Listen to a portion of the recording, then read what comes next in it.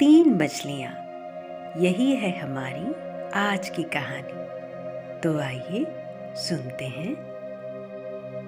एक सरोवर में तीन दिव्य मछलियाँ रहती थीं। वहाँ की तमाम मछलियाँ उन तीनों के प्रति ही श्रद्धा में बटी हुई थीं। एक मछली का नाम व्यावहारिक बुद्धि था, दूसरी का नाम मध्यम बुद्धि और तीसरी का नाम अति बुद्धि था। अति बुद्धि के पास ज्ञान का असीम भंडार था। वह सभी प्रकार के शास्त्रों का ज्ञान रखती थी।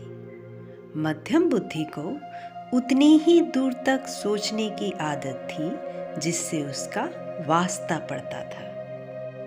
वह सोचती कम थी, बस परंपरागत ढंग से अपना काम किया करती थी।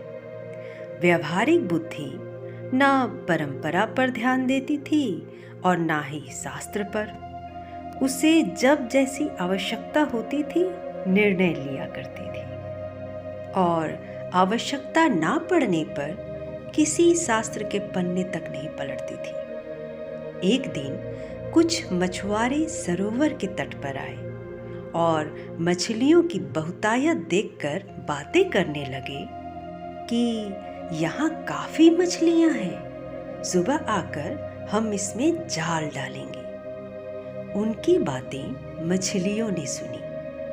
व्यावहारिक बुद्धि ने कहा, हमें फौरन ये तालाब छोड़ देना चाहिए। पतले सोतों का मार्ग पकड़कर उधर जंगली घास से ढके हुए जंगली सरोवर में चले जाना चाहिए।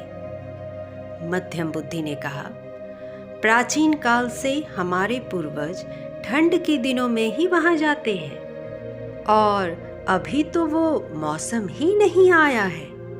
हम हमारे वर्षों से चली आ रही इस परंपरा को नहीं तोड़ सकते।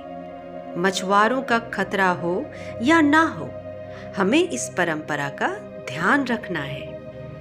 अति बुद्धि ने गर्व से हंसते हुए कहा, तुम लोग अज्ञानी हो, तुम्हें शास्त्रों का ज्ञान नहीं है। जो बादल गरजते हैं वे बरसते नहीं हैं। फिर हम लोग 1000 तरीकों से तैरना जानते हैं। पानी के तल में जाकर बैठने की सामर्थ्यता है। हमारी पूंछ में इतनी शक्ति है कि हम जालों को फाड़ सकती हैं।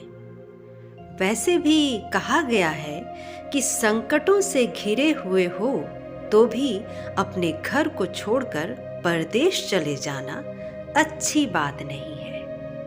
अब कल तो वे मछुआरे आएंगे नहीं और अगर आ भी गए तो हम तैरकर नीचे बैठ जाएंगी, उनके जाल में आएंगे ही नहीं। एक दो फंस भी गई तो पूंछ से जाल फाड़कर निकल जाएंगे। भाई, शास्त्रों और ज्ञानियों के वचनों के विरुद्ध मैं तो नहीं जाऊंगी। व्यावहारिक बुद्धि ने कहा, मैं शास्त्रों के बारे में नहीं जानती, मगर मेरी बुद्धि कहती है कि मनुष्य जैसे ताकतवर और भयानक शत्रु की आशंका सिर पर हो तो भाग कर कहीं छुप जाओ। ऐसा कहते हुए वह अपने अनुयायियों को लेकर चल पड़ी। मध्यम बुद्धि और अति बुद्धि अपने परंपरा और शास्त्र ज्ञान को लेकर वहीं रुक गई। अगले दिन मछुआरों ने पूरी तैयारी के साथ आकर वहां जाल डाला और उन दोनों की एक न चली। जब मछुआरे उनके विशाल शरीर को टांग रहे थे तब व्यावहारिक बुद्धि ने गहरी सांस लेकर कहा, इनके शास्त्र ज्ञान ने ही इन्हें धोखा दे दिया। काश इनमें थोड़ी व्यावहारिक बुद्धि भी होती। व्यावहारिक बुद्धि से हमारा आशय है कि किस समय हमें क्या करना चाहिए और जो हम कर रहे हैं उस कार्य का परिणाम निकलने पर क्या समस्याएं आ सकती हैं, यह सोचना ही व्यावहारिक बुद्धि है। बोलचाल की भाषा में हम इसे कॉमन सेंस भी कहते हैं। और भले ही हम बड़े ज्ञानी ना हो, मोटी मोटी किताबें ना पढ़ी हो, लेकिन हम अपनी व्यावहारिक बुद्धि से किसी भी परिस्थिति का सामना आसानी से कर सकते हैं।